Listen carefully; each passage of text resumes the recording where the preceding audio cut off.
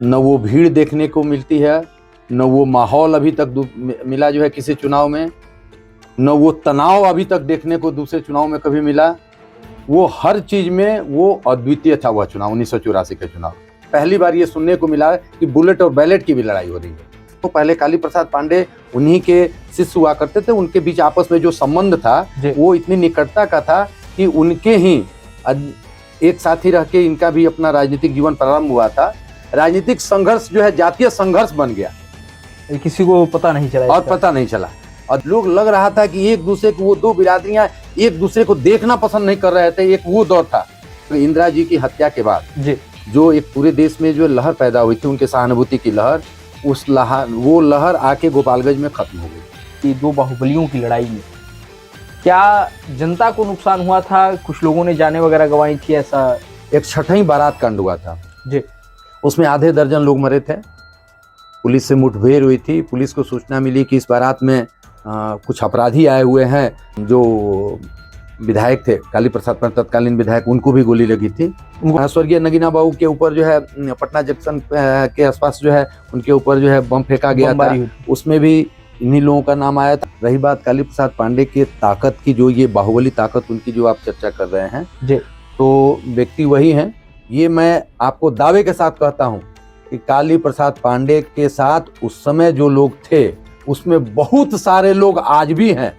और गोपालगंज में एक अकेला व्यक्ति राजनीति में, जिसकी पूरे जिले में, सभी प्रखंडों में, सभी पंचायतों में, सभी गांवों में एक दो लोग ऐसे उनके निजी समर्थक हैं जो उस दौर से आज तक भी उनके समर्थन में ही रहते हैं, और उनकी पहचान हर जगह है। वो सीधे सीधे लोग, उस आसपास के जो लोग हैं, राजनीतिक लोग हैं, सामाजिक लोग, वो बता देते हैं कि काली प्रसाद जी के ये आदमी है, काली प्रसाद के समर्थक है, काली प्रसाद पांडे जी के समर्थक है। ऐसा जो है लोगों, उनकी पहचान आज भी है और है, हजारों में समर्थक हैं। उस समय यहाँ के स्थानीय जो भारतीय जनता पार्टी के जो नेता लोग हैं, जो कार्यकर्ता हैं, जो ये लोग काफी गंभीरता से लगे हुए थे कि काली प्रसाद पांडे जी भाजपा में आ जाए। वो निर्दलीय का जमाना नहीं रहा, वो 84 वाला जमाना नहीं है कि अब कोई निर्दलीय आके लड़ जाएगा, चुनाव जीत जाएगा। मुझे ऐसा नहीं लगता है।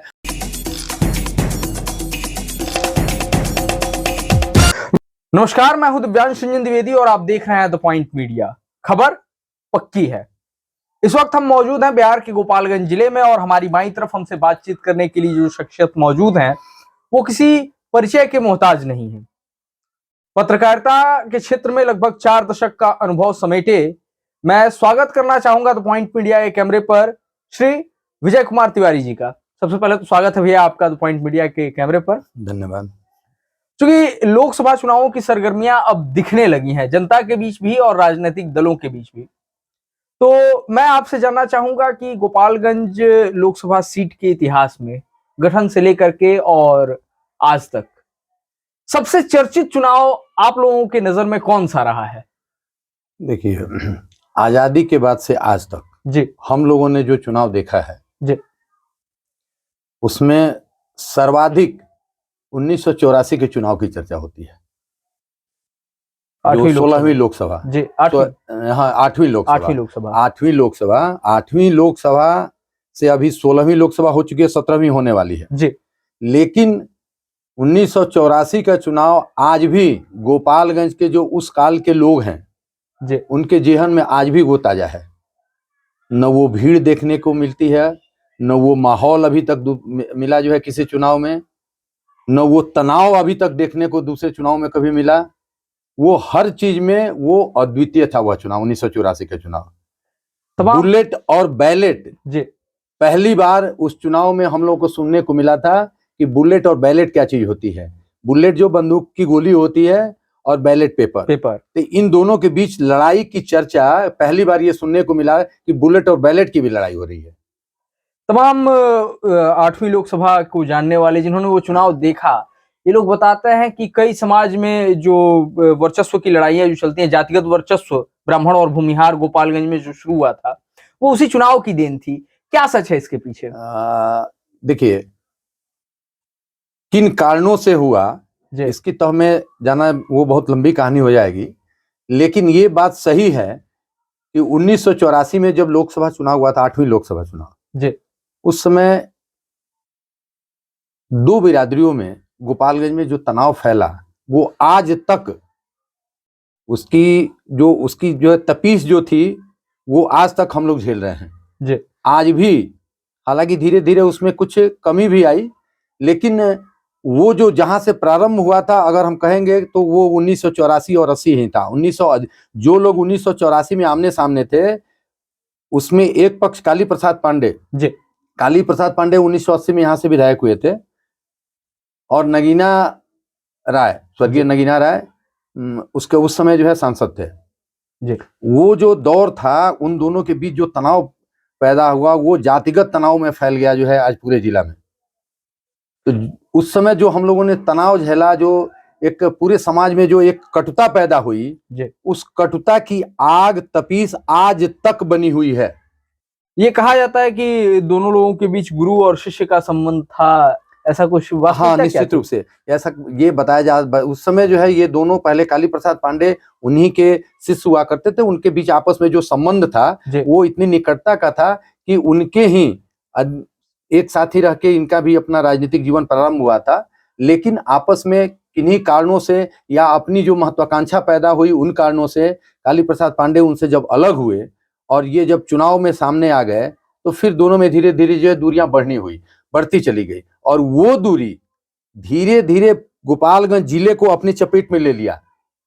इसके बाद वो दूरी जो थी राजनीतिक जो दूरी थी राजनीतिक जो जिसको हम राजनीतिक संघर्ष जो है जातीय संघर्ष बन गया, किसी को पता नहीं चला और पता नहीं चला।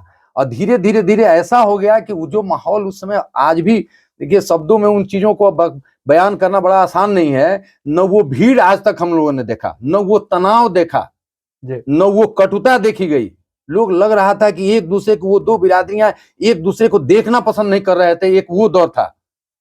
अच्छा, इंदिरा जी की हत्या भी उन्हीं दिनों हुई थी और ये कहा जा रहा था कि पूरे देश में एक सहानुभूति की लहर थी, लेकिन वो लहर भी कांग्रेस के सिंबल पर थे नगीना राय जी। नहीं, नगीना राय जी नहीं थे, शशिकांत मिश्रा का वो कांग्रेस के प्रत्याशी यहाँ से जो तीसरे नंबर पे, जो तीसरे नंबर पर आ गए थे। तो जो आप कह रहे हैं जो सहानुभूति लगी इंदिरा जी की हत्या के बाद जो एक पूरे देश में जो लहर पैदा हुई थी उनके सहानुभूति की लहर, वो लहर आके गोपालगंज में खत्म हो गई। गोपालगंज में वो लहर समाप्त हो गई और गोपालगंज से काली प्रसाद पांडे जो निर्दलीय प्रत्याशी थे इनकी जीत हुई थी। और अकेले गोपालगंज ही की जीत नहीं थी, वो पूरे देश में एक अकेले प्रत्याशी ऐसे थे जो निर्दलीय चुनाव जीते थे। ये भी कहा जाता है रिकॉर्ड वोटों से जीते थे, जिसके बारे में काफी अंतर से जिसके बारे में वो बुलाकर सम्मानित भी किया गया था लोकसभा में उनको। वह देखिए काफी मत से ये सम्मानित करने की बात तो मुझे पता नहीं है कि वहां क्या किया गया था, लेकिन ये पूरे देश में चर्चा का विषय जरूर बना हुआ था। BBC लंदन से लगातार ये खबरें आती रहती थी। उस समय हम लोग ज्यादा अखबार, समाचार पत्र और ये आपको रेडियो ही समाचार, रेडियो के माध्यम से ही समाचार सुनने को मिलता था। तो लगातार BBC की ये खबर जो है लगभग प्रतिदिन शाम में जो BBC की खबरें हम लोग सुना करते थे, निश्चित रूप से हर एक दो दिन पर गोपालगंज की खबर आती थी। और गोपालगंज की खबर किसी अच्छे कार्य के लिए ऐसा नहीं था कि जो कोई गोपालगंज में कोई बहुत बड़ी विभूति आ गई हो, पैदा हो गई हो, या कोई किसी ने बहुत बड़ा जो है कार्य कर दिया, ऐसा कुछ नहीं था। गोपालगंज की छवि को ऐसा बनाया गया था उस समय कि गोपाल जैसे यहाँ से दो दबंग लड़ रहे थे चुनाव, दो दबंगों के बीच जो है राजनीतिक संघर्ष हो रहा था, जातीय द्वेष फैल गया था। इन कारणों से ये खबर बना हुआ था गोपालगंज, या गोपालगंज जो है सुर्खियों में था। कहा जाता है कि दूसरे राज्यों से भी या दूसरे जिलों से भी काफी लोगों ने इस चुनाव में प्रतिभाग किया था और हथियार वगैरह जमकर इस्तेमाल किए गए थे। देखिए ये ऐसा हुआ था, इसका जातिगत द्वेष जो उस समय पैदा हुआ, तो जातियां, अब आप खुद समझ रहे हैं कि आज जब ये स्थिति है तो इसके पहले जब शिक्षा का कुछ ज्यादा ही अभाव था, उस समय जातियां कुछ और ज्यादा लड़ रही थी। आज जो है सिर्फ चुनाव तक सीमित है, उस समय जातियां एक दूसरे को जो है एकदम संघर्ष जो आमने सामने भी हो जाया करता था। तो जब चुनाव आया और ये दो जो श्री काली प्रसाद पांडे और स्वर्गीय नगीना राय, जब इन दोनों के बीच राजनीतिक संघर्ष बना, वो संघर्ष जातीय द्वेष और कटुता में बदल गया। फिर जो है दो जातियां आमने सामने आ गई, दोनों तरफ से गोलबंदी हो गई। वो बैलेट का जमाना था उस समय, ये इलेक्ट्रॉनिक ईवीएम नहीं था, वो बैलेट पेपर का जमाना था। समाचार पत्रों की या रेडियो से जो समाचार आया करता था उसमें बुलेट और बैलेट की लड़ाई यही खबर बनती थी गोपालगंज से। हाँ। और काली प्रसाद पांडे की जो छवि थी वो माना जाता था कि काफी दबंग छवि थी इनकी, उस समय बाहुबलियों के बाहुबली की छवि थी। गुरु का टाइटल मिला हुआ था काली हाँ, प्रसाद काली प्रसाद पांडे को जो है आज भी जो उस समय इनको जो टाइटल दिया गया इनके नाम से, जो ये जिला बना कहा गया कि ये काली प्रसाद पांडे काफी दबंग और बाहुबली हैं, आज भी जो है आप कभी कभी खबरों में देखते रहते हैं कि बाहुबली काली प्रसाद पांडे, बाहुबली काली प्रसाद पांडे। तो उस समय जो इनकी छवि बनी वही छवि गोपालगंज की भी बना दी गई थी इन दो राजनेताओं के कारण। वही और उन संघर्षों के कारण, उस दौर के कारण ये छवि सिर्फ उन तक सीमित नहीं रही, ये छवि पूरे जिले की बना दी गई और पूरे जिले को पूरे गोपालगंज को पूरे देश में एक दबंग जिला के रूप में, एक बाहुबली जिला के रूप में जो है जाना गया इन दो अपराध बाहुल्य क्षेत्र। हाँ, अपराध बाहुल्य। और उस समय आपको गोपालगंज की पहचान थी गंडक, गुंडा और गन्ना। गन्ने की खेती हुआ करती थी गंडक के किनारे दियारा क्षेत्रों में कुछ ज्यादा ही, और हथवा चीनी मिल भी उस समय चलती थी जो है। फिर आपको सासा मूसा चीनी मिल, फिर गोपालगंज, सिद्धवलिया, ये सब 4 चीनी मिले थी। खासकर जो है हथुआ की जो चीनी मिल थी, मीरगंज की चीनी मिल, वो काफी बड़ी चीनी मिल थी, इसलिए गन्ने की काफी खेती होती थी उस समय। और दियारा क्षेत्र में अपराध कुछ ज्यादा ही था, इसलिए इसको जो है गुंडे के रूप में भी गोपालगंज की एक पहचान बन गई थी। तो गन्ना, गुंडक और गंडक जो है आपको हर साल गोपालगंज जो बाढ़ की विभीषिका झेलता था। हर साल आपको कम से कम ये जो सारण तटबंध है, सारण तटबंध तक तो बाढ़ का पानी आना ये एक आम बात थी हर बरसात के दिन में। तो हम गोपालगंज के वासी बाढ़ को एक आम सी बात हो गई थी, हर साल बाढ़ आना ही आना था, स्वीकार कर लिए थे। तो इन 3 चीजों की पहचान जो है गोपालगंज की जो पहचान बनी हुई थी गन्ना, गंडक और गुंडा से, वो छवि धीरे धीरे जो है इस चुनाव में भी सामने आने लगी। और गोपालगंज की पहचान एक दबंग गोपालगंज, बाहुबली गोपालगंज के रूप में जो है बनती चली गई। और पूरे देश में हम गोपालगंज के लोगों को जो है ऐसा जाने लगा कि भाई गोपालगंज के लोग ही बाहुबली होते हैं और दबंग होते हैं। आपको बता दें कि यदि उस समय हम लोग कहीं प्रवास में जाते थे, किसी कारणों से यदि बाहर जाया करते थे, दिल्ली जाना हुआ या मुंबई जाना हुआ या किसी अन्य शहरों में जाना हुआ, तो लोग यदि जान जाते थे कि बिहार के गोपालगंज के रहने वाले हैं, अच्छा आप गोपालगंज के रहने वाले हैं, बिहार के काली प्रसाद पांडे वाले गोपालगंज के, तो गोपालगंज की एक ऐसी पहचान बनी हुई थी कि दबंग पहचान बनी हुई थी। तो कहीं कहीं इसके कारण काफी परेशानी भी होती थी, झेलना भी पड़ता था। अंदर से आदमी अपने आप को जो है अपमानित भी महसूस करता था कि हमारी पहचान, हम पढ़े लिखे लोगों की भी पहचान जो है दबंग के रूप में हो जा रही है। तो ऐसा हम ये कह सकते कि वो जो दौर था ना, गोपालगंज के लिए भी एक अच्छा दौर नहीं कह सकते हैं। वैसा दौर तो, वैसी पहचान तो नहीं बननी चाहिए जो बना दी गई थी या बन गई थी किन्हीं कारणों से। ये जातीय संघर्ष में या ये कहें कि 2 बाहुबलियों की लड़ाई में क्या जनता को नुकसान हुआ था? कुछ लोगों ने जानें वगैरह गंवाई थी, ऐसा? देखिए, वो जो दौर था सीधे सीधे आमने सामने तो कोई गैंगवार नहीं हुआ था, लेकिन कुछ घटनाएं जो जगह जगह घटती गई उसको इन दोनों के संघर्षों से जोड़कर देखा गया। एक छठई बारात कांड हुआ था, उसमें आधे दर्जन लोग मरे थे। पुलिस से मुठभेड़ हुई थी, पुलिस को सूचना मिली कि इस बारात में कुछ अपराधी आए हुए हैं।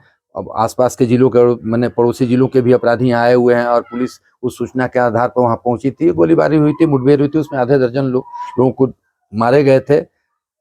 जो विधायक थे काली प्रसाद पांडे, तत्कालीन विधायक, उनको भी गोली लगी थी।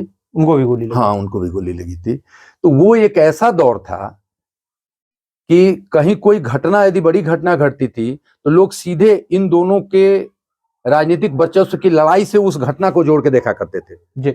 लोगों को लगता था कि कभी इनके पक्ष से कराया गया होगा, कभी उसके पक्ष से कराया गया। हालांकि ऐसा नहीं है कि इन दोनों के द्वारा ही कराया गया हो या न कराया गया हो, ये तो सब बात की बातें हैं, लेकिन लोग, पब्लिक जो है उस घटना को जोड़ के इन दोनों के वर्चस्व से ही देखा करती थी, चाहे वो प्रशासनिक कार्रवाई, चाहे किसी कारणों से हुआ हो, लोग जोड़ते थे इन्हीं दोनों के से।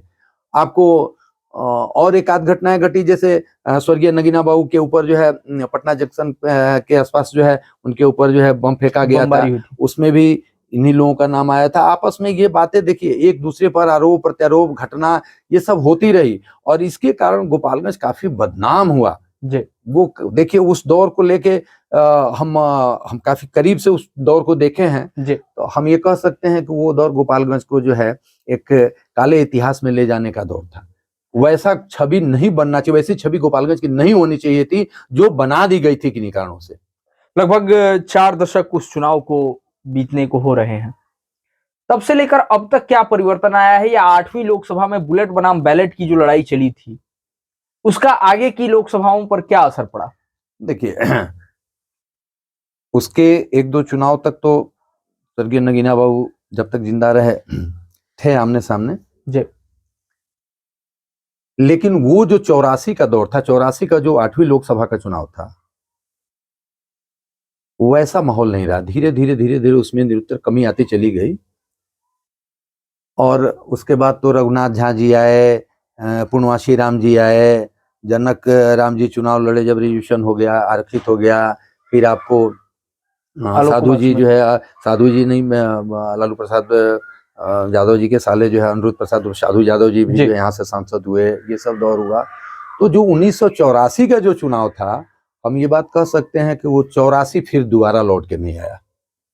आज तक 84 का जो वो दौर था, जो वो दिन था, हम उस दिन को काला दिन भी कह सकते हैं गोपालगंज के लिए। चुनाव की दृष्टि से काला नहीं कह रहे हैं, लोकतंत्र की दृष्टि से हम उसको काला दिन नहीं कह रहे हैं, लेकिन जो वो माहौल था वैसा नहीं होना चाहिए था। जो जातिगत विद्वेष जो फैल गया था, जो जातिगत आपस में तनाव कटुता जो वो फैली हुई थी एक दूसरे के प्रति, वैसा नहीं होना चाहिए था। काली प्रसाद पांडे जी अब भी जीवित हैं और राजनीति में सक्रिय भी हैं। अब भी उनके काफिले में मुझे लगता है कि सैकड़ों की तादाद में गाड़ियां होती हैं, हजारों की तादाद में लोग होते हैं, 50 से ज्यादा हथियारबंद लोग जो उनके निजी सुरक्षाकर्मी होते हैं, वो उनके साथ रहते हैं। लेकिन क्या उस दौर में इससे भी ज्यादा हुआ करते थे? तब से अब तक उनके अंदर क्या बदलाव आप देखते हैं? देखिए बहुत बदलाव आया है, पहले का वो दौर अब नहीं रहा जी खासतौर से जो यहाँ के संसदीय चुनाव की दृष्टि से यदि हम बात करें आपसे, तो वो दौर नहीं रहा। रही बात काली प्रसाद पांडे की ताकत की, जो ये बाहुबली ताकत उनकी जो आप चर्चा कर रहे हैं, जी तो व्यक्ति वही हैं। उस दौर के काफी लोग अब नहीं रहे। जी उस दौर के काफी लोग, और उस दौर के उस चुनाव में जो बहुत सारे लोग इनके साथ थे, अब वो किसी अन्य नेता के प्रति जो है आसक्त हो चुके हैं, अन्य दलों के प्रति जो है उनकी आसक्ति हो चुकी है। अब ऐसा नहीं है कि जो उस समय उनके साथ था वो आज भी है, लेकिन ये मैं आपको दावे के साथ कहता हूं कि काली प्रसाद पांडे के साथ उस समय जो लोग थे उसमें बहुत सारे लोग आज भी हैं। और गोपालगंज में एक अकेला व्यक्ति राजनीति में, जिसकी पूरे जिले में, सभी प्रखंडों में, सभी पंचायतों में, सभी गांवों में 1-2 लोग ऐसे उनके निजी समर्थक हैं जो उस दौर से आज तक भी उनके समर्थन में ही रहते हैं, और उनकी पहचान हर जगह है। वो सीधे सीधे लोग, उस आसपास के जो लोग हैं, राजनीतिक लोग हैं, सामाजिक लोग, वो बता देते हैं कि काली प्रसाद जी के ये आदमी है, काली प्रसाद के समर्थक है, काली प्रसाद पांडे जी के समर्थक है। ऐसा जो है लोगों, उनकी पहचान आज भी है, और है हजारों में समर्थक है। और आज भी जब तक ये आरक्षित नहीं हुआ था क्षेत्र, और जब जब भी काली प्रसाद पांडे चुनाव यहाँ से लड़े, हमेशा उनको अच्छी खासी वोट यहाँ से मिलती है, अच्छा खासा मत मिला है। कारण क्या रहा कि काली प्रसाद पांडे जी 84 से लेकर के 84 में जीतने के बाद से दोबारा कभी सत्ता में वापस नहीं आ पाए? देखिए दोबारा में सत्ता में नहीं आने का कारण राजनीति में तो कुछ हेडलाइन भी है, भाग्य रेखा भी है जी, और समय पर उचित निर्णय नहीं लेना भी है जी।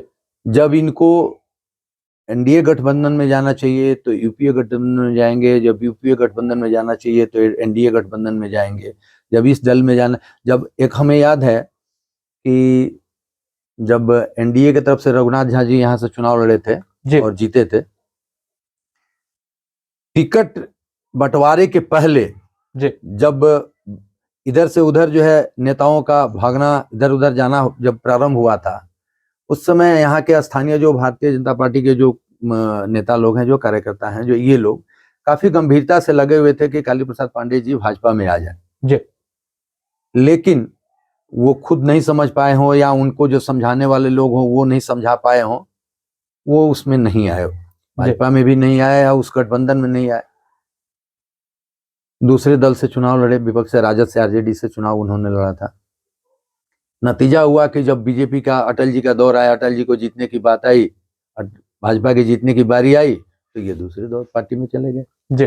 तो ये निर्णय का जो गलत समय जो उन्होंने जो माने उस जिस समय पर जो निर्णय लेना चाहिए था वो निर्णय वो नहीं ले पाए, यही कारण हुआ। नहीं तो मुझे लगता है कि यदि इनका निर्णय थोड़ा सा अगर उस दौर के चुनाव में ले लिए होते, अगर सही एक दो चुनाव में जी, तो आज भी ये उनकी मुख्य धारा में बने रहते। जैसा कि आपने बताया कि पूरे जिले के या कहें कि लोकसभा सीट के हर पंचायत, हर गांव में काली प्रसाद पांडे के समर्थक जो अभी भी उनके प्रति निष्ठावान हैं, हाँ बिल्कुल, आज भी हैं एक दो लोग, आज भी हर गांव में कुछ न कुछ 1 2 3 4 5 हर गांव में उनके लोग हैं।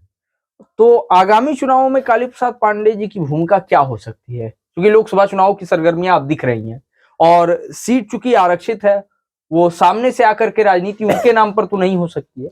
ऐसे में भूमिका क्या रह सकती है? कि अब ये सीट जो है अब आरक्षित जब से हो गया है, आप भी इस चीज को महसूस करते हैं, इन बातों को आप भी भली भांति महसूस कर रहे होंगे जी कि आरक्षण के बाद गोपालगंज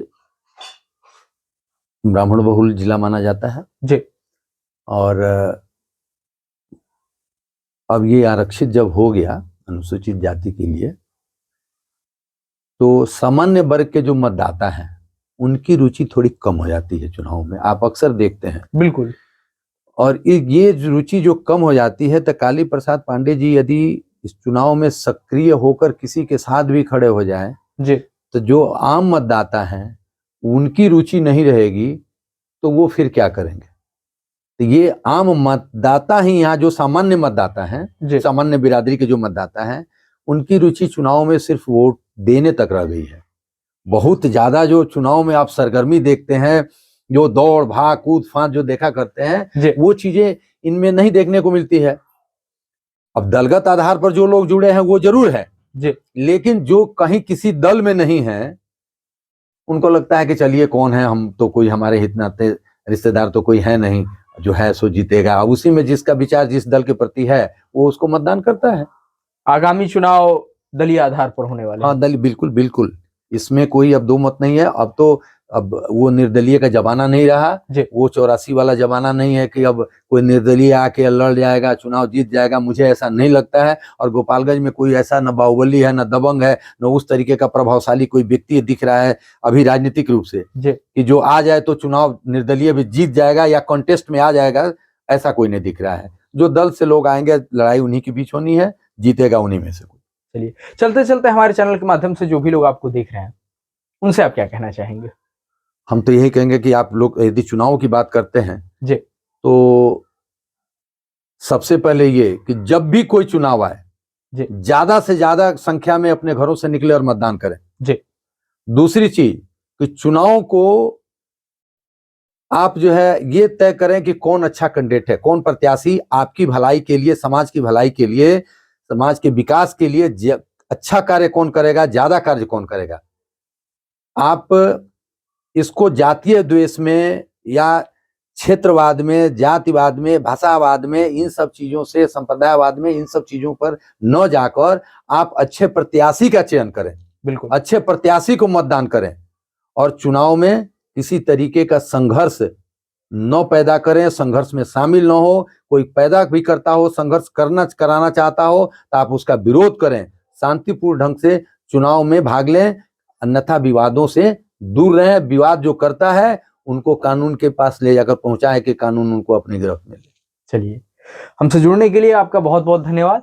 तो ये थे हमारे साथ गोपालगंज जिले में लगभग 4 दशक से पत्रकारिता का अनुभव अपने आप में समेटे वरिष्ठ पत्रकार श्री विजय कुमार तिवारी जी।